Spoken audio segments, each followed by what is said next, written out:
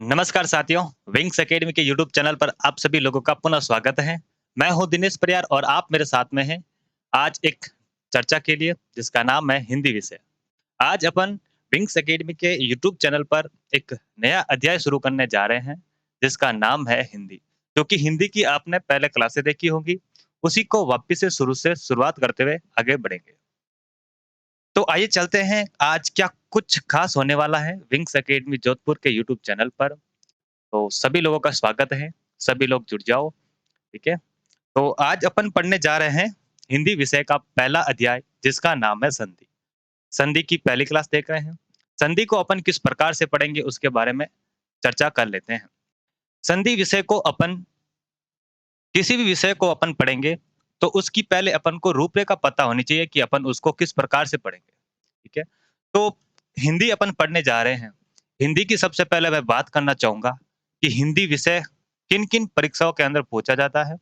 तो मैं यहाँ पे बात करूँगा प्रतियोगिता परीक्षाओं के अंदर कौन-कौन सी परीक्षाओं के अंदर हिंदी का महत्व रहता है, आइए उसके बारे में चर्चा करते हैं। तो सबसे पहले अगर राजस्थान स्तर की बात करें, राजस्थान राज्य के स्तर की बात करें, तो आरएस मेंस के अंदर आपसे पूछा जाता है।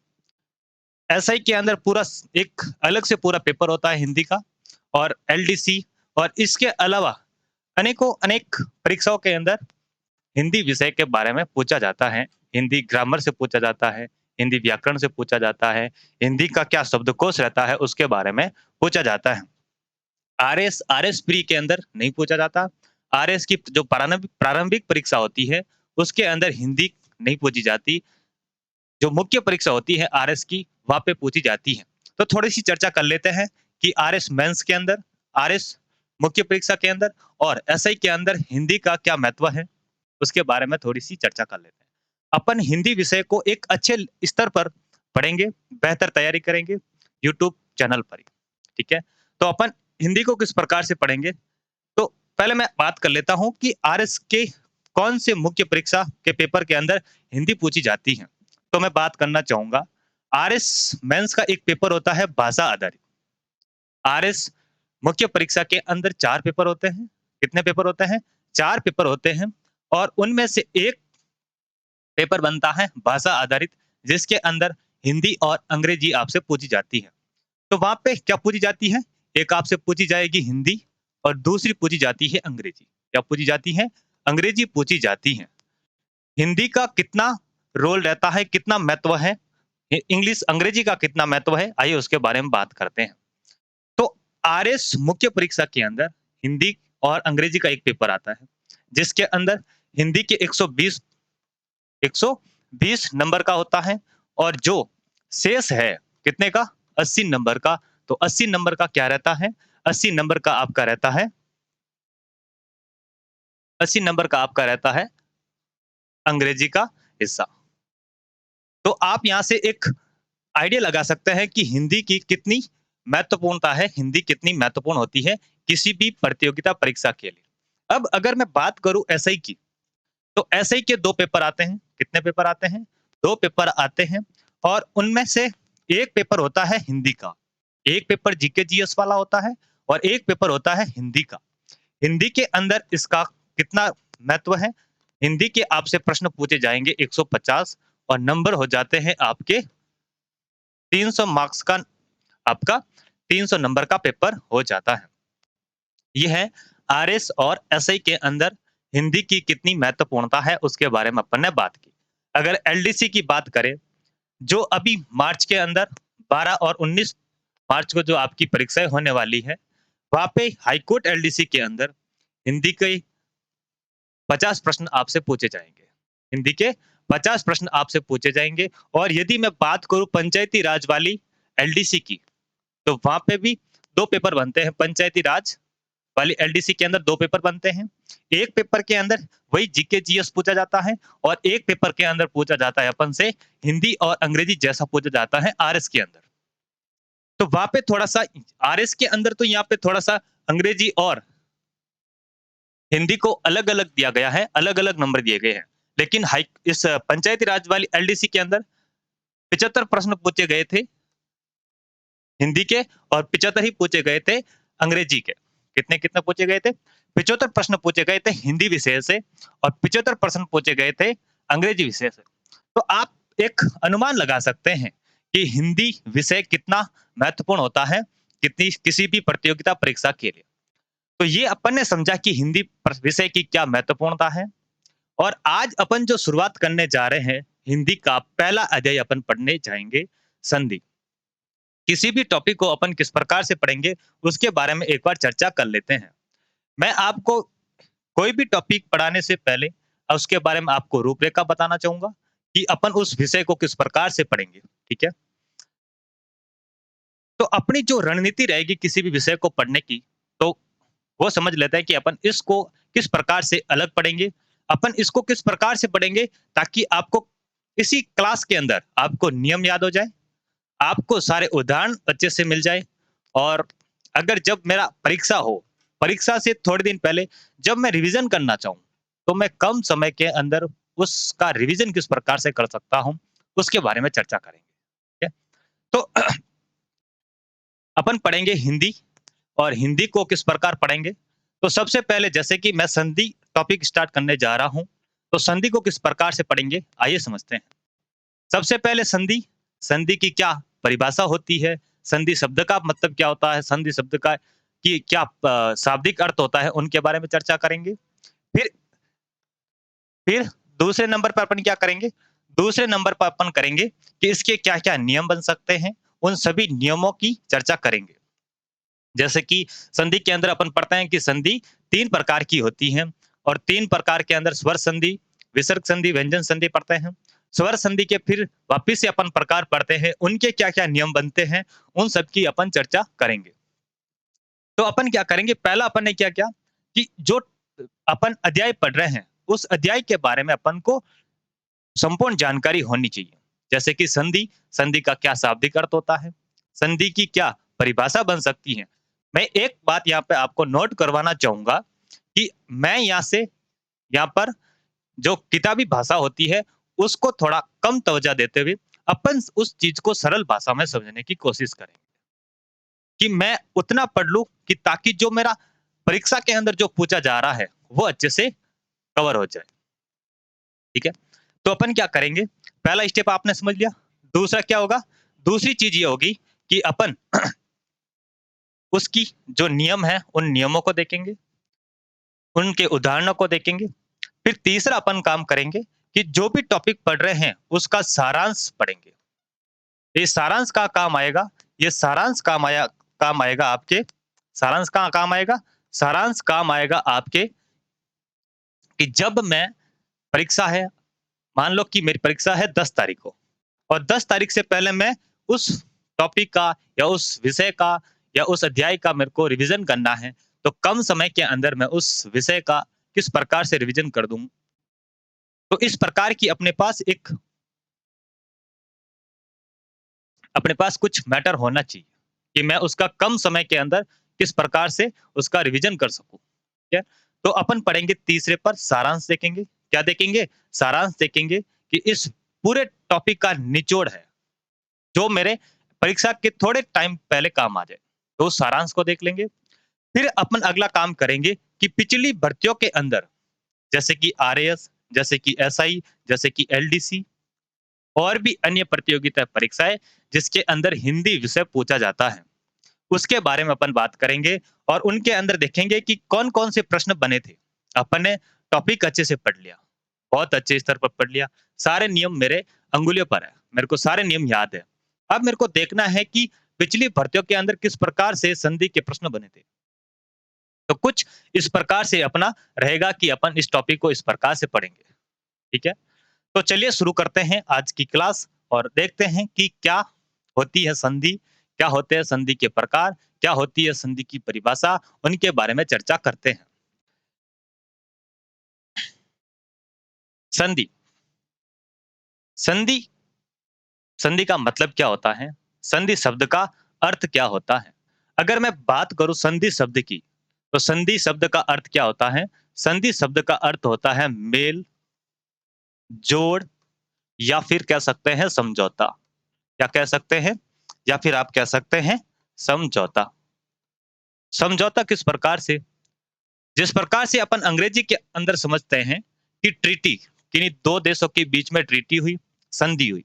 ट्रीटी को हिंदी में क्या कहते हैं? संधि हुई कि भारत ने अमेरिका के साथ रक्षा प्रौद्योगिकी के संबंध में उन्होंने संधि की, या फिर ऐसा लिखा आता है कि उन्होंने समझौता किया।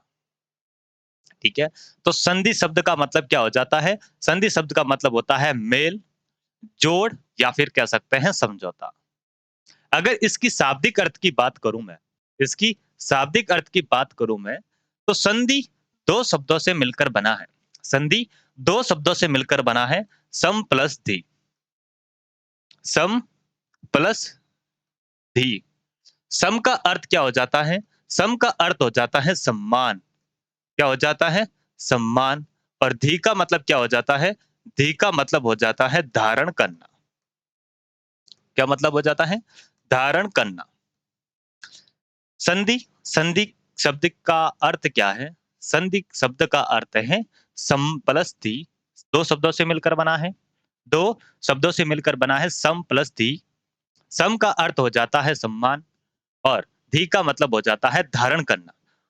तो ये क्या हुआ? दो शब्दों का अपन ने जोड़ा, दो शब्दों को जोड़ा, तो दो शब्दों का क्या हो रहा है? मेल हो रहा है। दो शब्दों का क्या हो रहा है? मेल हो रहा है, और दोनों शब्दों के मेल से एक नया शब्द बना। क्या बना शब्द? शब्द बना संधि। क्या बना? संधि। और संधि शब्द का एक नया अर्थ निकला, जिसका क्या अर्थ हुआ? कि समझौता, मेल या फिर जोड़। संधि शब्द का मतलब समझ गए? संधि शब्द का अर्थ क्या है वो समझ गए? ठीक है। तो संधि शब्द का अर्थ हो जाता है मेल, जोड़ या फिर समझौता, या फिर समझौता। ठीक है। अब अगर इसकी परिभाषा की बात करूं मैं, तो मैं परिभाषा के अंदर, किताबी भाषा के अंदर नहीं जाऊंगा। बहुत ही साधारण सी परिभाषा मैं आपको समझाने की कोशिश करूंगा। तो संधि की परिभाषा क्या होगी? तो संधि की परिभाषा जो अपन ने यहाँ पे सीखी कि दो शब्द हैं और दो शब्द से एक नया शब्द बन रहा है, कौन सा? संधि। बस इतना सी परिभाषा है कि दो शब्दों के मेल से, दो शब्दों के मेल से, दो शब्द हैं सम प्लस धी, कि दो शब्दों के मेल से जो विकार उत्पन्न होता है उन्हें क्या कहते हैं? संधि कहते हैं। क्या उत्पन्न होता है? विकार उत्पन्न होता है। इस विकार का अर्थ क्या होता है? इस विकार का अर्थ क्या होता है? तो इस विकार का अर्थ आप लिख सकते हैं परिवर्तन। क्या होता है? कि विकार उत्पन्न होता है, तो इस विकार को आप क्या कह सकते हैं? इस विकार को आप कह सकते हैं परिवर्तन। कि दो शब्दों के मेल से जो विकार उत्पन्न होता है, जो परिवर्तन होता है, उन्हें क्या कहते हैं? उन्हें संधि कहते हैं। क्या कहते हैं? उन्हें संधि कहते हैं। किस प्रकार से विकार हुआ? तो यहाँ पे मैंने शब्द लिखा सम प्लस धी। यहाँ पे क्या लिखा? सम प्लस धी। और सम का मतलब क्या हुआ? सम का मतलब हुआ सम्मान। सम का मतलब क्या हुआ? सम्मान। और धी का मतलब क्या हुआ? धारण करना। धी का मतलब क्या हुआ? धारण करना। और इन दोनों शब्दों के मेल से जो नया शब्द बना, कौन बना? संधि। यहाँ पे विकार उत्पन्न हुआ कि नहीं हुआ? जी बिल्कुल, विकार उत्पन्न हुआ। कैसे? कि संधि शब्द का अर्थ अपन ने क्या निकाला? मेल, जोड़ या फिर समझौता। तो परिभाषा क्या है? कि दो शब्दों के मेल से जो विकार उत्पन्न होता है, उन्हें क्या कहते हैं? उन्हें संधि कहते हैं। उन्हें क्या कहते हैं? उन्हें संधि कहते हैं। अभी तक अपन ने क्या चर्चा की? संधि, संधि शब्द का अर्थ क्या होता है? कि मेल, जोड़ या फिर समझौता। दूसरी बात, अपन ने इसकी शाब्दिक अर्थ को समझा कि इसकी शाब्दिक अर्थ क्या है? शाब्दिक अर्थ ये हो जाता है कि संधि दो शब्दों से मिलकर बना है। कौन कौन से दो शब्द? सम प्लस धी। और सम का मतलब अपन ने क्या समझा? सम्मान। और धी का मतलब अपन ने क्या समझा? धारण करना। फिर अपन ने बात की परिभाषा की। किसकी बात की? परिभाषा की बात की। तो संधि की परिभाषा अपन ने क्या देखी? कि दो शब्दों के मेल से जो विकार उत्पन्न होता है, क्या उत्पन्न होता है? कि जो विकार उत्पन्न होता है उन्हें क्या कहते हैं? उन्हें संधि कहते हैं। विकार का अर्थ अपने क्या समझा? कि विकार यानी कि परिवर्तन। विकार यानी कि परिवर्तन। आइए बढ़ते हैं आगे। आगे एक शर्त आपके सामने दी गई है। एक शर्त आपके सामने दी गई है कि संधि क्या होती है और संयोग क्या होता है।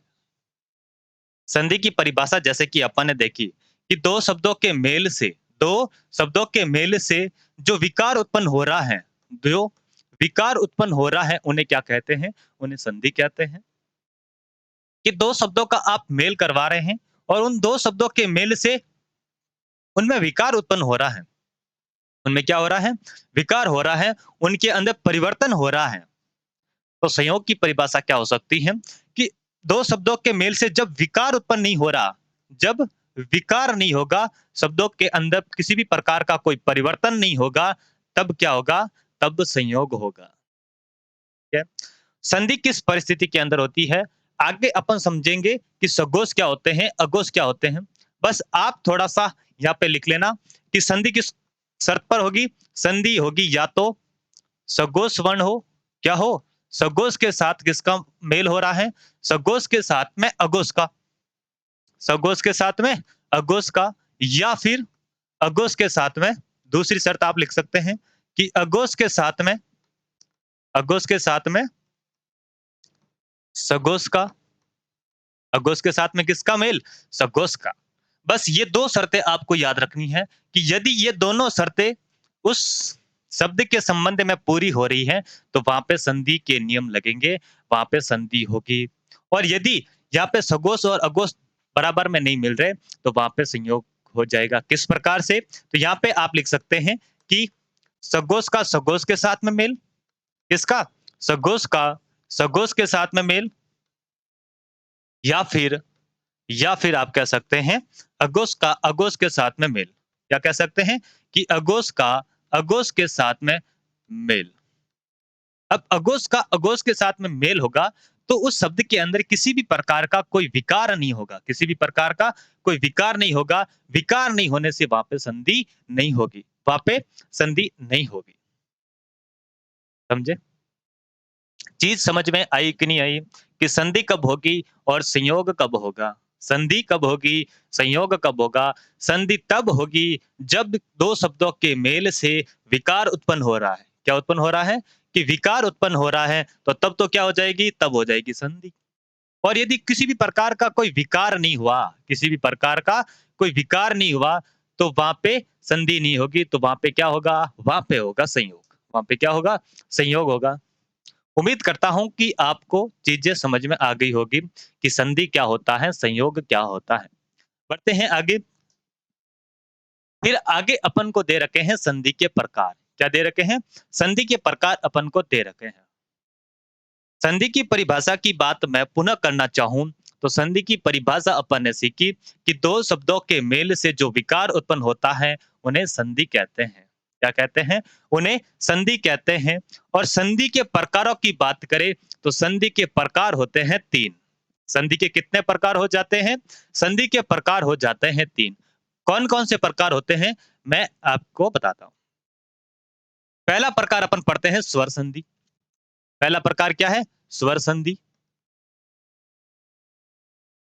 दूसरा प्रकार है व्यंजन संधि। दूसरा प्रकार क्या है? व्यंजन संधि।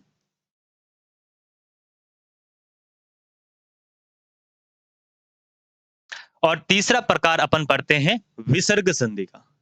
तीसरा प्रकार कौन सा पढ़ते हैं? विसर्ग संधि। अभी तक की क्लास में अपन ने क्या पढ़ा? अभी तक की क्लास में अपन ने पढ़ा कि संधि, संधि शब्द का अर्थ क्या होता है? मेल, जोड़ या फिर समझौता। ठीक है? फिर अपन ने समझा कि संधि शब्द का शाब्दिक अर्थ क्या होता है। तो संधि 2 शब्दों से मिलकर बना है। संधि शब्द, संधि शब्द 2 शब्दों से मिलकर बना है। कौन-कौन से हैं वो शब्द? एक है सम और दूसरा है धी। सम का अर्थ क्या हो जाता है? सम का अर्थ हो जाता है सम्मान। और धी का अर्थ क्या हो जाता है? तो धी का अर्थ हो जाता है धारण करना। फिर आगे अपन ने पढ़ा कि संधि की परिभाषा क्या होती है। संधि की परिभाषा क्या होती है कि 2 शब्दों के मेल से जो विकार उत्पन्न होता है, उन्हें क्या कहते हैं? उन्हें संधि कहते हैं। 2 शब्दों के मेल से जो विकार उत्पन्न होता है, उन्हें संधि कहते हैं। आगे अपन ने पढ़ा कि संधि और संयोग क्या होता है। संधि कौन सी शर्त है, संयोग कौन सी शर्त है। तो जब विकार उत्पन्न हो रहा है 2 शब्दों के मेल से, तब तो है संधि। और जब विकार नहीं हो रहा, तो वहां पे क्या है? संयोग होगा। फिर अपन ने समझा कि सघोष और अघोष क्या होता है। सघोष अघोष जब अपन व्यंजन संधि पढ़ेंगे, तब मैं आपको बताऊंगा कि सघोष कौन से होते हैं, अघोष कौन से होते हैं। ठीक है? फिर अपन ने बात की संधि के प्रकारों की, कि संधि के प्रकार कितने होते हैं। तो संधि के प्रकार कितने होते हैं? संधि के प्रकार होते हैं 3। संधि के कितने प्रकार? संधि के प्रकार होते हैं 3। कौन-कौन से? स्वर संधि, व्यंजन संधि और विसर्ग संधि। ठीक है, आइए बढ़ते हैं, संधि का पहला प्रकार पढ़ते हैं। संधि का पहला प्रकार है स्वर संधि। पहला प्रकार क्या है? स्वर संधि। तो स्वर संधि की परिभाषा समझते हैं। स्वर आप लोग जानते हैं कि स्वरों की संख्या की बात करूं मैं कि स्वर कितने होते हैं, तो स्वर होते हैं 11। स्वर कितने होते हैं? 11। कितने हो गए स्वर? 11 स्वर हो जाते हैं। अंग और अह जो अपन पढ़ते हैं, इनको स्वर के अंदर नहीं गिना जाएगा। इनको स्वर के अंदर नहीं गिना जाएगा। इनके अलावा जो शेष स्वर रह जाते हैं, वो उनकी संख्या कितनी हो जाती है? उनकी संख्या हो जाती है 11। तो स्वर संधि की परिभाषा क्या होगी? जिस प्रकार से अपन ने संधि की परिभाषा देखी कि दो शब्दों के मेल से जो विकार उत्पन्न होता है, उन्हें क्या कहते हैं? उन्हें संधि कहते हैं। अब यहाँ पे आपको क्या करना है कि स्वर संधि की परिभाषा पूछ रही है, तो बस यहाँ पे आपको रखना है कि दो स्वरों के मेल से जो विकार उत्पन्न होगा, उन्हें क्या कहेंगे? उन्हें स्वर संधि कहेंगे। बहुत ही साधारण सी परिभाषा क्या है कि दो स्वरों के मेल से जो विकार उत्पन्न हो रहा है, उन्हें क्या कहेंगे? उन्हें स्वर संधि कहेंगे। या फिर आप इस प्रकार से लिख सकते हैं कि दो शब्दों के मेल से अगर विकार स्वर के अंदर हो रहा है, विकार किसमें हो रहा है? यदि विकार स्वर के अंदर हो रहा है, तब संधि कौन सी हो जाएगी? स्वर संधि हो जाएगी। और यदि विकार व्यंजन के अंदर होगा, तो संधि व्यंजन संधि। बहुत साधारण सी परिभाषा, आपको बहुत ज्यादा किताबी भाषा वाली परिभाषा सीखने की आवश्यकता नहीं है परीक्षा के अनुसार। ठीक है, तो परिभाषा क्या सीखी अपन ने कि दो स्वरों के मेल से जो विकार उत्पन्न होता है, उन्हें क्या कहते हैं? उन्हें स्वर संधि कहते हैं कि दो स्वरों के मेल से। ठीक है, अब पुनः स्वर संधि के अपन प्रकार पढ़ते हैं 5। स्वर संधि के कितने प्रकार? स्वर संधि के प्रकार पढ़ते हैं अपन 5। कितने प्रकार हो गए जी? 5 प्रकार हो गए। कौन कौन से? आइए उनके बारे में बात करते हैं। संधि, संधि की 3 प्रकार, स्वर संधि, व्यंजन संधि और विसर्ग संधि। फिर संधि का पहला प्रकार अपन शुरुआत करने जा रहे हैं स्वर संधि का। अब स्वर संधि के पुनः अपन 5 प्रकार पढ़ते हैं। कितने प्रकार पढ़ते हैं? 5 प्रकार पढ़ते हैं। स्वर संधि का पहला प्रकार अपन पढ़ेंगे दीर्घ स्वर संधि। दीर्घ स्वर संधि। दूसरा प्रकार अपन पढ़ेंगे गुण स्वर संधि। कौन सा पढ़ेंगे? गुण स्वर संधि। तीसरा प्रकार अपन पढ़ेंगे वृद्धि स्वर संधि। वृद्धि स्वर संधि। चौथा प्रकार अपन पढ़ेंगे यण स्वर संधि। यण स्वर संधि। और पांचवा प्रकार अपन पढ़ेंगे अयादि स्वर संधि। पांचवा प्रकार क्या है? अयादि स्वर संधि। स्वर संधि की क्या है परिभाषा कि दो स्वरों के मेल से जो विकार उत्पन्न होता है, उन्हें स्वर संधि कहते हैं। स्वर संधि के कितने हैं प्रकार? तो स्वर संधि के प्रकार है 5। कौन कौन से? दीर्घ स्वर संधि, दीर्घ स्वर संधि, गुण स्वर संधि, वृद्धि स्वर संधि, यण स्वर संधि और अयादि स्वर संधि। स्वर संधि के 5 प्रकार होते हैं। आइए इनकी एक एक करके चर्चा करते हैं। इनके क्या है नियम, इनकी क्या बन सकते हैं उदाहरण, उनके बारे में अपन चर्चा करते हैं। आपके सामने पांचों उदाहरण, पांचों प्रकार दिए गए हैं किसके? स्वर संधि के। इनके नियम अपन एक की बार में देखेंगे। आपको यही नियम याद करवाने की गारंटी मेरी। आपको इसी क्लास के अंदर स्वर संधि के स्वर संधि, स्वर संधि के प्रकार और स्वर संधि के प्रकारों के क्या-क्या बन सकते हैं नियम, वो अपन इसी क्लास में याद करने वाले हैं। तो किस प्रकार से याद करेंगे? बस मैं आपको छोटी-छोटी शर्तें बताता हुआ जाऊँगा और आपको बस उन शर्तों के अनुसार आपको चलना है। अगर आपने जैसा मैं बता रहा हूँ, वैसा का वैसा काम किया, तो आप मान के चलिए कि आपको स्वर संधि के सारे नियम आपके अंगुलियों पर होंगे। स्वर संधि के नियम आपके अंगुलियों पर होंगे। आइए समझते हैं कि किस प्रकार से आप उन नियमों को याद करेंगे। ठीक है? तो मैंने क्या किया, अपन ने पिछली क्या पढ़ा कि दीर्घ स्वर संधि, गुण स्वर संधि, वृद्धि स्वर संधि, यण स्वर संधि और अयादि स्वर संधि। तो मैंने इनका थोड़ा-सा क्रम जो है, वो बदलने की कोशिश की। आप यहाँ पे देखते हैं, दीर्घ स्वर संधि, गुण स्वर संधि, वृद्धि स्वर संधि, यण स्वर संधि और अयादी स्वर संधि।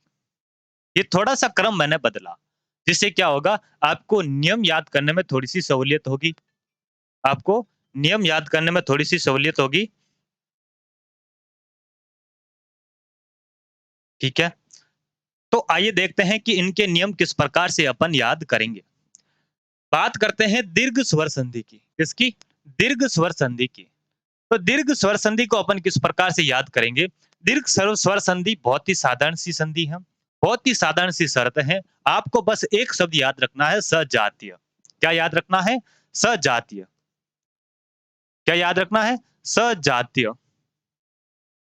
अपन समझेंगे कि सजातीय क्या होता है। अपन समझेंगे कि सजातीय वर्ण कौन-कौन से होते हैं, सजातीय स्वर कौन-कौन से होते हैं। बस आपको यहाँ पे याद ये रखना है कि सजातीय स्वर। क्या याद रखना है? सजातीय स्वर। होगी दीर्घ स्वर संधि। बस फिर आगे आपके सामने लिखा आ रहा है गुण स्वर संधि। क्या लिखा आ रहा है? गुण स्वर संधि। तो गुण स्वर संधि को अपन किस प्रकार से याद रखेंगे? आइए देखते हैं।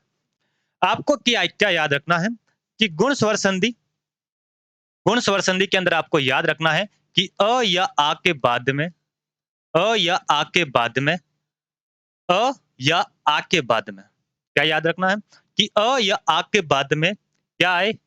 ई आए या फिर ऊ आए या फिर री आए, या फिर क्या आए? री आए। आपको बस थोड़ा-सा ध्यान इसमें ये रखना है कि इसके साथ में आपको बड़ी ई भी लेनी है। आपको याद करने के लिए बस छोटी ई लेनी है। जब आप याद करेंगे नियम को, तो ये आपको सिर्फ 3 स्वर लेने हैं। कितने स्वर लेने हैं? 3 स्वर लेने हैं। जब आप नियम को लिख रहे होंगे, तो आपको क्या लिखना है कि ई के साथ में बड़ी ई लेनी है, ऊ के साथ में बड़ा ऊ लेना है। री हिंदी के अंदर वर्तमान में प्रचलन में नहीं है। सिर्फ यहाँ पे लघु री ली जाती है। लघु री ली जाती है। दीर्घ री वर्तमान में प्रचलन में नहीं है हिंदी के अंदर। दीर्घ री संस्कृत के अंदर प्रचलन में है, हिंदी के अंदर प्रचलन में नहीं है। तो क्या याद रखना है आपको कि अ या आ के बाद में, अ या आ के बाद में क्या मिले? ई मिले।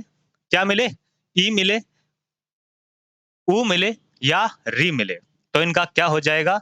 इनके मेल से किनका मेल हो रहा है? अ या आ का ई के साथ में मेल हो रहा है। अ या आ का ई के साथ में मेल। आप बस अभी नियम को याद करने की कोशिश करो।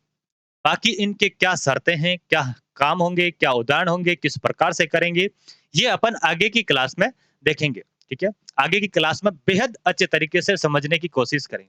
अभी आपको बस इतना सा काम करना है, अभी आपको बस इतना सा काम करना है कि मैं इनको कैसे याद कर सकता हूँ, इनको कैसे याद कर सकता हूँ। ठीक है? तो गुण स्वर संधि को आप किस प्रकार से याद रखेंगे? आप याद रखेंगे कि अ या आ के बाद में, अ या आ के बाद में ई आए, ऊ आए या फिर री आए। क्या आए? अ या आ के बाद में ई आए, ऊ आए या फिर क्या आए? री आए। तो क्रमशः इनका क्या हो जाएगा? इनका हो जाएगा ए, ओ और अर। क्या याद रखना है? ए, ओ, अर। किस प्रकार से याद रखेंगे गुण स्वर संधि को कि अ या आ के बाद में, अ या आ के बाद में आपको क्या मिले? ई मिले, ऊ मिले या फिर री मिले। तो इनका क्या हो जाएगा? इनका ए ओ अर बन जाएगा। इन दो शब्दों का मेल हो रहा है। किनका? अ या आ होगा, उसके साथ में अगर ई है, अ या आ के बाद में ई है, तो क्या हो जाएगा? ए हो जाएगा। और यदि अ या आ के बाद में ऊ है, तो क्या हो जाएगा? ओ हो जाएगा। और यदि अ या आ के बाद में लघु री है, कौन सी री है? लघु री है, तो उसका क्या हो जाएगा? उसका अर हो जाएगा। उसका क्या हो जाएगा? उसका अर हो जाएगा। आगे अपन समझते हैं यण स्वर संधि को। अब आपको जब गुण स्वर संधि याद हो जाएगी, गुण स्वर संधि आपको याद हो जाएगी, तो आपको यण स्वर संधि अपने आप याद हो जाएगी। किस प्रकार से? मैंने क्या बताया आपको कि गुण स्वर संधि याद करेंगे, यण स्वर संधि अपने आप याद हो जाएगी। कैसे? आइए सीखते हैं वो क्या है जादू। जैसा कि मैंने यहाँ पे आपको बताया कि ई उ री, आपको क्या याद रखना है? ई उ री। तो यहाँ पे आपको पुनः ई उ री को लिख देना है। किसको लिख देना है? ई, उ और री।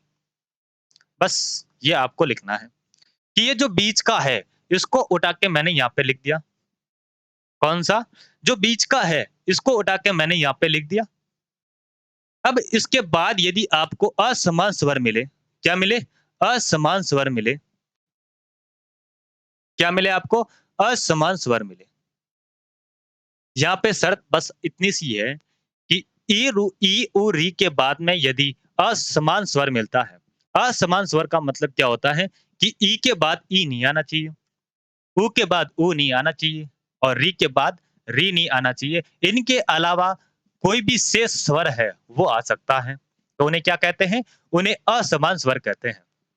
यदि ई, उ, री के बाद में असमान स्वर आता है, तो इनके मेल से, इनके योग से क्या बन जाएगा? इनके योग से बन जाएगा य, व और क्या बन जाएगा? र। आपको क्या याद रखना है कि ई, उ, री के बाद में यदि असमान स्वर आता है, तो इनका क्रमशः य, व, र बन जाएगा। अगली संधि समझते हैं। अगली संधि आपके सामने है वृद्धि स्वर संधि। आगे आपके कौन सी है? वृद्धि स्वर संधि। जिस प्रकार से अपन ने इस संधि को लिखा, बस उसी को वैसा का वैसा लिखना है। क्या लिखना है? कि अ या आ के बाद में, अ या आ के बाद में, अब यहाँ पे अपन ने क्या ले लिया? ई ले ली, उ ले ली और इसके आगे क्रमशः कौन से स्वर आते हैं? तो इनके बाद क्रमशः स्वर आते हैं ए, आई, ओ, औ। इनके बाद में क्रमशः कौन से स्वर आते हैं? इनके बाद में क्रमशः स्वर आते हैं ए, आई, ओ और औ। बात समझ में आई कि नहीं आई? बस आपको पहली संधि याद कैसे रखनी है कि सजातीय स्वर मिले। कौन से स्वर मिले? सजातीय स्वर मिले। और सजातीय स्वर कौन से होते हैं? सजातीय स्वर होते हैं कि अ का सजातीय क्या होगा? अ का सजातीय होगा आ। ई का सजातीय क्या होगा? ई का सजातीय हो जाएंगे बड़ी ई। और उ का सजातीय क्या होगा? उ का बड़ा उ। ये आपस में क्या होते हैं? ये आपस में सजातीय होते हैं। ये आपस में क्या होते हैं? ये आपस में होते हैं सजातीय। और इनके अलावा जो भी शेष स्वर रह जाते हैं, इन 6 के अलावा जो भी शेष स्वर रह जाते हैं, वो कौन से होते हैं? वो हो जाएंगे विजातीय। अपन ने दीर्घ स्वर संधि के अंदर इनकी बात कर ली। फिर अपन ने गुण स्वर संधि के अंदर इनके आगे क्रमशः ई, उ, री की बात कर ली। और उनके आगे अपन पढ़ रहे हैं वृद्धि स्वर संधि। और वृद्धि स्वर संधि के अंदर क्या पढ़ेंगे? इनके अलावा जो शेष स्वर रह जाते हैं, कौन-कौन से? ए, आई, ओ और औ। अब संधि का नाम क्या है? संधि का नाम है वृद्धि। संधि का नाम क्या है? वृद्धि स्वर संधि। तो वृद्धि स्वर संधि है, इसका मतलब क्या होगा कि कहीं न कहीं इन स्वरों के अंदर, कहीं न कहीं इन स्वरों के अंदर इनके मेल से क्या होगी? वृद्धि होगी। क्या होगी? इनके अंदर वृद्धि होगी। किस प्रकार से वृद्धि होगी? आइए देखते हैं। मैंने लिखा कि अ या आ के बाद में, अ या आ के बाद में क्या आए? ए आए, आई आए, ओ आए या फिर औ आए, तो इनके अंदर वृद्धि हो जाएगी। तो ए की वृद्धि होगी तो क्या बनेगा? आई बनेगा। ए की वृद्धि की होगी तो क्या बनेगा? आई बनेगा। क्या बनेगा? आई बनेगा। तो यहाँ पे आई तो पहले से ही वृद्धि करके रखा हुआ है, तो इसके अंदर आपको वृद्धि नहीं करनी है। यहाँ पे आपको पुनः अही लिखना है। अब आगे आपको दिया गया है ओ। तो संधि कौन-सी? वृद्धि स्वर संधि। तो ओ के अंदर वृद्धि करेंगे तो क्या बनेगा? औ बनेगा। क्या बनेगा? औ बनेगा। और औ के अंदर पहले से ही वृद्धि हो रखी है, तो इसका पुनः वही लिख देंगे। बात समझ में आई कि नहीं आई? नियम आपको समझ में आ रहे कि नहीं आ रहे हैं? बस जैसा मैं बताता जा रहा हूँ, आपको बस वैसा ही समझना है। इसके अलावा आपको किसी भी प्रकार की कोई अतिरिक्त दिमाग लगाने की आवश्यकता नहीं है। ठीक है? अपन इनको पूरी विस्तार से समझेंगे कि मैंने यहाँ से लिख दिया कि सजातीय स्वर। तो सजातीय स्वर क्या होते हैं? उनकी किस प्रकार से नियम लगेंगे, वो अपन बाद में समझेंगे। अभी अपन क्या काम कर रहे हैं? नियमों को याद करने का काम कर रहे हैं। क्या काम कर रहे हैं? नियमों को याद करने का काम कर रहे हैं। तो मैंने दीर्घ स्वर संधि की क्या शर्त बताई कि आपको याद रखना है सजातीय स्वर। क्या याद रखना है? सजातीय स्वर। फिर आगे आपको दिया गया है गुण स्वर संधि। क्या दिया गया है? गुण स्वर संधि। गुण स्वर संधि के अंदर आपको क्या याद रखना है कि अ या आ के बाद में ई उ री आता है तो इनके क्रमशः मेल से विकार उत्पन्न होकर क्या बनेगा? ए ओ अर बन जाएगा। फिर अपन ने यण स्वर संधि समझी। कौन सी संधि? यण स्वर संधि। अब आपको काम क्या करना है? जो तीन बीच के गुण स्वर संधि के अंदर जो बीच के तीन स्वर हैं, उनको वैसा का वैसा यहाँ पे आपको रख देना और उसके बाद में यदि असमान स्वर आता है, तो इनके मेल से जो नया शब्द बनेगा, क्या बनेगा? य, व, र। क्या बनेगा? य, व, र। उसी प्रकार से आपको यहाँ पे काम करना है। जिस प्रकार से गुण स्वर संधि के जो बीच के तीन स्वर थे, वो आप कहाँ लेके आ गए? यण संधि के प्रारंभ में। इन्हें क्या कहेंगे? अगर मैं कहता हूं कि दो शब्दों का मेल हो रहा है, तो ये कौन सा होगा? ये उत्तर पद होगा और ये क्या होगा? ये पूर्व पद होगा। ये क्या होगा? ये पूर्व पद होगा। तो उत्तर पद के अंदर अपन ने क्या किया कि जो गुण स्वर संधि का पूर्व पद है उसको उत्तर पद में यहाँ पे लेके आ गए। उसी प्रकार से आपको अयादि संधि के अंदर करना है। क्या करना है? जो वृद्धि संधि के उत्तर पद है, जो बीच का है, जो बीच के चार स्वर आपको दिख रहे हैं, उनको वैसा का वैसा यहाँ पे रखना है। रख देंगे। तो अयादि स्वर संधि के अंदर ए, आई, ओ और औ। बस नियम याद हो गए। क्या लिखे? चार स्वर अपन ने लिखे। कौन-कौन से? ए, आई, ओ, औ। अब किसके साथ में मेल करवाना है? जैसे यहाँ पे अपन ने लिखा कि असमान स्वर आए। क्या आए? असमान स्वर आए। तो यहाँ पे भी आपको ये लिख देना है कि असमान स्वर आए। क्या आए? असमान स्वर आए। नियम याद हुआ कि नहीं हुआ? क्या है नियम? कि ए, आई, ओ, औ के बाद में ए, आई, ओ, औ के बाद में यदि असमान स्वर आता है, यदि असमान स्वर आता है, तो इनके मेल से क्या बन जाएगा? संधि कौन सी पढ़ रहे हैं? संधि पढ़ रहे हैं अयादि। संधि कौन सी पढ़ रहे हैं? संधि पढ़ रहे हैं अयादि। तो पहला शब्द आपको क्या याद रखना है? जो संधि है, संधि क्या है? अयादि। तो शुरुआत में आपको क्या मिल रहा है? अ और य मिल रहा है। कौन सा मिल रहा है? और य मिल रहा है। तो आपको बस यहाँ पे लिख देना है अय। और आई और असमान स्वर आएगा तो क्या बन जाएगा? आय बन जाएगा। क्या बन जाएगा? आय बन जाएगा। ओ और असमान स्वर आता है तो क्या बन जाएगा? औ बन जाएगा। क्या बन जाएगा? औ बन जाएगा। और औ और असमान स्वर आता है तो क्या बन जाएगा? आव बन जाएगा। क्या बन जाएगा? आव बन जाएगा। तो अपन ने अभी तक क्या पढ़ा? स्वर संधि। स्वर संधि के प्रकार कितने? 5 प्रकार। कौन-कौन से? वृद्धि दीर्घ स्वर संधि, गुण स्वर संधि, वृद्धि स्वर संधि, यण स्वर संधि और अयादि स्वर संधि। फिर अपन ने इनके नियमों के बारे में बात की कि इनके नियम मैं किस प्रकार से याद कर सकता हूँ। इनके नियम किस प्रकार से याद कर सकता हूँ। तो अपन ने इनके नियमों को देखा कि आपको बस छोटी-छोटी बातें याद रखनी है, आपको नियम आपके मुख ज़बानी याद हो जाएँगे। वो छोटी-छोटी बातें कौन-सी? कि मैंने आपको बताया कि दीर्घ आपको पहला काम तो ये करना है कि थोड़ा-सा इनका जो क्रम है, स्वर संधि का जो क्रम है, उनको आपको थोड़ा-सा बदलना है। आपको पहले लिखना है दीर्घ स्वर संधि, फिर आपको लिखना है गुण स्वर संधि, फिर आपको लिखना है यण स्वर संधि, चौथा आपको लिखना है वृद्धि और पाँचवाँ लिखना है अयादि। बस आपको ये वाला जो क्रम है, ये वाला जो क्रम है, तीसरे को चौथे की जगह पर और चौथे को तीसरे की जगह पर लिखना है। इनके क्रम बदलने से इनके नियमों में इनके कुछ खास फ़र्क नहीं पड़ने वाला। आपको नियम याद करने हैं, इनके क्रम आपको नहीं देखने हैं। इनके क्रम से कोई मतलब नहीं है। अपन को नियम याद होने चाहिए क्योंकि अपन को परीक्षक क्या पूछेगा, उसके अकॉर्डिंग चलना है, उसके अनुसार अपन को चलना है। ठीक है? तो अपन ने दीर्घ स्वर संधि का क्या क्या नियम याद रखा कि आपको याद रखना है कि सजातीय स्वर क्या आए? कि सजातीय स्वर आए।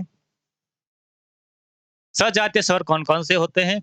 कि अ का सजातीय आ, ई का सजातीय बड़ी ई, उ का सजातीय बड़ा ऊ। ये 6 तो होते हैं, क्या होते हैं? ये 6 होते हैं सजातीय और इनके अलावा जो शेष स्वर रह जाते हैं, इनके अलावा जो शेष स्वर रह जाते हैं, वो क्या होते हैं? वो होते हैं विजातीय। वो क्या होते हैं? वो होते हैं विजातीय। फिर दूसरा प्रकार अपन ने पढ़ा गुण स्वर संधि का। दूसरा प्रकार अपन ने क्या पढ़ा? गुण स्वर संधि का। और गुण स्वर संधि का नियम क्या कहता है? नियम ये कहता है कि अ या आ के बाद में अ या आ के बाद में आपको क्या मिले कि अ या आ के बाद में आपको मिले ई, उ और री। क्या मिले? ई, उ, री मिले, तो इनका क्या हो जाएगा? इनका हो जाएगा ए, ओ और अर हो जाएगा। क्या हो जाएगा? ए, ओ, अर हो जाएगा। अब आपको क्या करना है? यण स्वर संधि का नियम याद करना है। जो गुण स्वर संधि के बीच के जो 3 स्वर दिए गए हैं, उनको वैसा का वैसा आपको यहाँ पे रखना है। कुछ नहीं याद करना। बस जो बीच के 3 स्वर हैं, उनको नीचे उतार देना है। यहाँ पे मैंने लिख दिया ई, उ, री और इनके बाद में यदि असमान स्वर आए, इनके बाद में बस याद क्या रखना है? या तो आपको बस य और व और र रखना है याद। ये चीज़ें याद करने की नहीं होती। बस यहाँ पे आपको ये याद रखना है, उसके बाद यण स्वर संधि का नियम अपने आप बन जाएगा। उसी प्रकार से वृद्धि संधि के अंदर आपको बस ये याद रखना है, ये याद रखना है और अयादि संधि का बस नियम अपने आप याद बन गया। तो बहुत ही साधारण तरीके से अपन ने समझने की कोशिश की कि स्वर संधि के प्रकारों के क्या-क्या नियम बनेंगे। तो आइए बढ़ते हैं आगे और देखते हैं स्वर संधि का पहला प्रकार। पहला प्रकार आपके सामने लिखा आ रहा है दीर्घ स्वर संधि। क्या लिखा आ रहा है? दीर्घ स्वर संधि। जैसा कि मैंने आपको बताया कि दीर्घ स्वर संधि का नियम याद करने का तरीका क्या? तो दीर्घ स्वर संधि का नियम याद करने का तरीका ये कि आपको याद रखना है कि सजातीय स्वर, सजातीय स्वर। अब सजातीय स्वर कौन से होते हैं? सजातीय स्वर कौन से होते हैं? जैसा कि मैंने आपको बताया कि सजातीय स्वर कौन से हो जाएंगे? तो सजातीय हो जाएंगे अ, क, आ। अ और आ क्या होते हैं? आपस में सजातीय होते हैं। ई और बड़ी ई, ई और बड़ी ई क्या होती हैं? ये भी आपस में सजातीय होती हैं। उसी प्रकार से ऊ और बड़ा ऊ ये भी क्या है? ये भी सजातीय हैं और ये आपके 6 तो हो गए सजातीय। क्या हो गए? ये 6 हो गए आपके सजातीय और जो भी इनके अलावा जो भी स्वर है, वो क्या होंगे? वो हो जाएँगे आपके विजातीय। वो क्या हो जाएँगे? वो हो जाएँगे विजातीय स्वर हो जाएँगे। इतनी सी बातें आपको समझ में आई कि नहीं आई कि सजातीय स्वर कौन-कौन से हैं? अ और आ, ई और बड़ी ई, उ और ऊ। ये क्या है? ये सजातीय स्वर हैं। तो सजातीय स्वर आ जाए तो संधि कौन-सी? दीर्घ स्वर संधि। अब नियम क्या कहता है? नियम इनकी परिभाषा क्या होगी? आइए पहले परिभाषा को समझने की कोशिश करते हैं। ठीक है? तो परिभाषा क्या बनेगी दीर्घ स्वर संधि की? तो दीर्घ स्वर संधि की परिभाषा ये बनेगी कि संधि की परिभाषा अपन ने समझी कि 2 शब्दों के मेल से जो विकार उत्पन्न होता है, जो विकार उत्पन्न होता है उन्हें क्या कहते हैं? उन्हें स्वर संधि, उन्हें संधि कहते हैं। उन्हें क्या कहते हैं? उन्हें संधि कहते हैं। अब अगर मैं बात करूं कि दीर्घ स्वर संधि की परिभाषा किस प्रकार से बनेगी? दीर्घ स्वर संधि की परिभाषा किस प्रकार से बनेगी? वो कौन से शब्द होंगे जिनके मेल से विकार होगा? तो आइए बात करते हैं।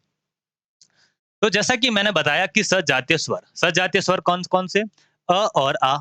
तो बात करते हैं अ और आ की। किनकी बात करते हैं? अ और आ की बात करते हैं कि अ के बाद में यदि अ आए, इन दोनों स्वरों का क्या हो रहा है? इन 2 स्वरों का मेल हो रहा है। स्वर संधि की परिभाषा अपन ने क्या देखी कि 2 स्वरों के मेल से जो विकार उत्पन्न होता है, यहाँ पे क्या हो रहा है? ये 2 स्वर हैं। इन 2 स्वरों के मेल से जो विकार उत्पन्न होगा तो क्या बनेगा? इनका आ बनेगा। संधि कौन-सी पढ़ रहे हैं? दीर्घ संधि पढ़ रहे हैं। कौन-सी संधि? दीर्घ संधि पढ़ रहे हैं। तो दीर्घ संधि पढ़ रहे हैं तो यहाँ पे अपन को कौन-सा स्वर लेना है जो विकार उत्पन्न करके होगा? तो जो इनका सजातीय स्वरों में भी दीर्घ होगा। विकार उत्पन्न होकर क्या बनेगा? दीर्घ रूप इनका विकार उत्पन्न होकर बनेगा। किस प्रकार से? कि अ के बाद में यदि अ आता है, तो बनेगा क्या? आ बनेगा और आ क्या है? अ दीर्घ रूप है। अ क्या है? दीर्घ रूप है तो संधि कौन-सी हो गई? दीर्घ स्वर संधि। परिभाषा समझ गए? बहुत ही साधारण सी परिभाषा कि जो इनका दीर्घ रूप कर दे, विकार उत्पन्न करके दीर्घ रूप कर दे। कौन-कौन से? तो अ के बाद में यदि अ आता है तो आ बन जाएगा और यदि एक तरफ आपको अ मिले और दूसरी तरफ आपको आ मिले, ये आपस में क्या है अभी तक? ये सजातीय है। तो नियम बराबर चल रहा है। तो अ या आ के बाद में तो क्या बन जाएगा? आ बन जाएगा कि अ का मेल आ के साथ में तो क्या बन जाएगा? आ बन जाएगा। उसी प्रकार से यदि दोनों तरफ आपको आ मिले, दोनों तरफ आपको क्या मिले? आ मिले, तो भी इनका क्या लिखा जाएगा? इनका दीर्घ रूप लिखा जाएगा। उसी प्रकार से यदि एक तरफ आपको आ मिले और एक तरफ यदि आपको अ मिलता है, तो भी क्या बनेगा? इनका दीर्घ रूप बनेगा, इनका दीर्घ स्वर लिखा जाएगा। आ का दीर्घ रूप क्या होता है? आ का दीर्घ रूप होता है आ, ठीक है? अब सजातीय स्वरों के अंदर पहला जोड़ा अपन ने देख लिया। अब देखते हैं दूसरा जोड़ा। दूसरा जोड़ा कौन-सा? ई और बड़ी ई का। ई और बड़ी ई का। ये भी क्या है? ये भी सजातीय स्वर है। ये भी क्या है? ये भी सजातीय स्वर है। तो मैं कहूँ कि ई का किसके साथ में मेल? ई का छोटी ई के साथ में मेल। तो इनका दीर्घ रूप विकार उत्पन्न होकर कौन-सा रूप बनेगा? इनका दीर्घ रूप बनेगा। तो इनका दीर्घ रूप बनकर क्या बनेगा? बड़ी ई बनेगा। इनका दीर्घ रूप बनकर क्या बनेगा? इनकी दीर्घ रूप आएगा यानी कि बड़ी ई आएगी। तो संधि कौन-सी? दीर्घ स्वर संधि। उसी प्रकार से यदि एक तरफ आपको ई मिले और दूसरी तरफ आपको बड़ी ई मिले, तो इनके मेल से जो विकार उत्पन्न होकर शब्द बनेगा, वो क्या बनेगा? बड़ी ई बनेगी। उसी प्रकार से बड़ी ई के साथ में किसका मेल? बड़ी ई का मेल। विकार उत्पन्न हुआ तो क्या बना? बड़ी ई बना। उसी प्रकार से बड़ी ई का छोटी ई के साथ में मेल, तो शब्द क्या बनेगा? बड़ी ई बनेगा। और ये आपस में क्या है? ये आपस में सजातीय हैं। उसी प्रकार से ऊ और ऊ भी क्या है? ऊ और बड़ा ऊ भी क्या है? ये भी सजातीय होते हैं। इनके किस प्रकार के नियम बनेंगे? आइए देखते हैं कि ऊ का ऊ के साथ में मेल, ऊ का ऊ के साथ में मेल, तो बनेगा क्या? बड़ा ऊ। ऊ का बड़ा ऊ के साथ में मेल, ऊ का बड़ा ऊ के साथ में मेल, तो बनेगा क्या? बड़ा ऊ।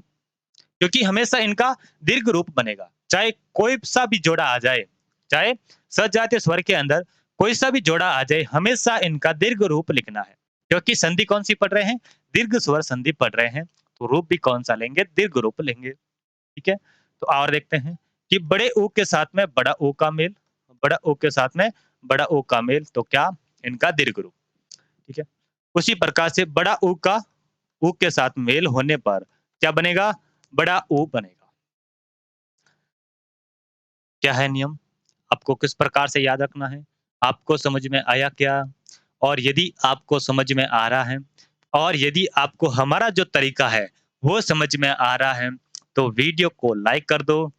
अपने दोस्तों के साथ में, जो आपका वास्तविक रूप से प्रतियोगी है, उसके साथ में शेयर कर दो। और अगर चैनल पर नए हैं, तो चैनल को सब्सक्राइब कर दो। ठीक है? और देखते हैं इनके बारे में और चर्चा करते हैं। अभी तक अपन ने क्या-क्या देखा, उनके बारे में एक बार वापिस से देख लेते हैं, ठीक है? अपन ने पढ़ा संधि। संधि शब्द का अर्थ क्या होता है? तो संधि शब्द का अर्थ होता है मेल, जोड़ या फिर समझौता। तो संधि शब्द का अर्थ क्या हो जाता है? मेल, जोड़ या फिर समझौता। फिर अपन ने देखा कि शब्द का शाब्दिक अर्थ क्या होता है? तो संधि 2 शब्दों से मिलकर बना है। संधि कितने शब्दों से मिलकर बना है? 2 शब्दों से मिलकर बना है और वो 2 शब्द कौन से हैं? सम प्लस धी। वो 2 शब्द कौन से हैं? सम प्लस धी। सम का तो अर्थ हो जाता है सम्मान। क्या अर्थ हो जाता है? सम्मान। और धी का अर्थ हो जाता है धारण करना।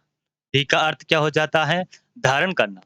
और यदि संधि की परिभाषा की बात करूं मैं, तो संधि की परिभाषा क्या हो जाएगी कि 2 शब्दों के मेल से जो विकार उत्पन्न होता है, विकार का मतलब क्या होता है? विकार का अर्थ हो जाता है परिवर्तन।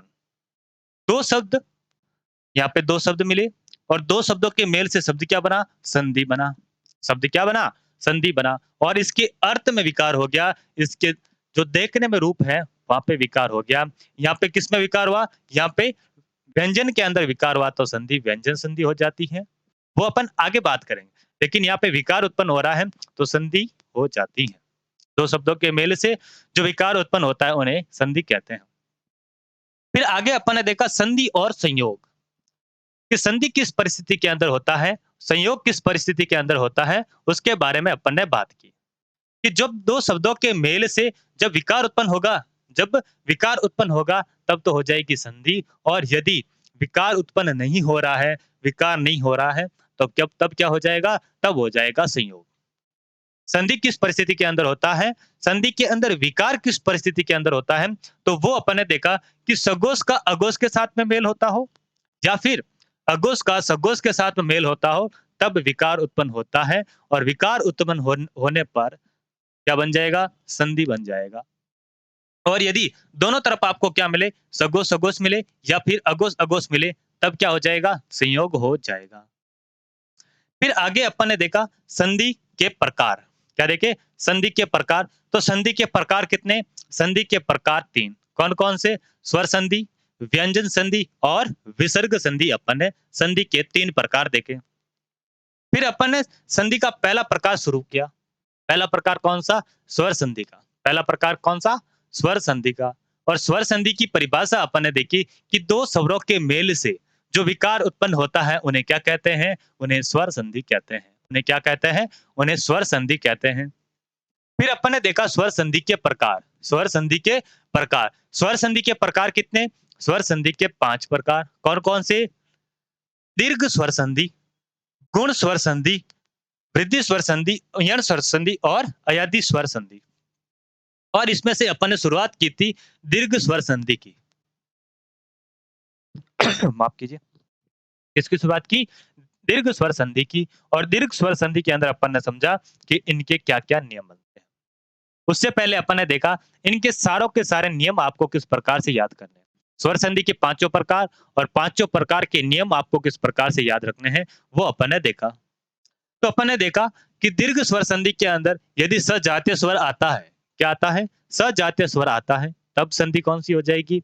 दीर्घ स्वर संधि हो जाएगी। फिर अपन ने दूसरा प्रकार पढ़ा गुण स्वर संधि। गुण स्वर संधि का नियम क्या याद रखने को कहा? नियम मैंने बोला कि अ या आ के बाद में ई, उ और री 3 स्वर याद रखने हैं।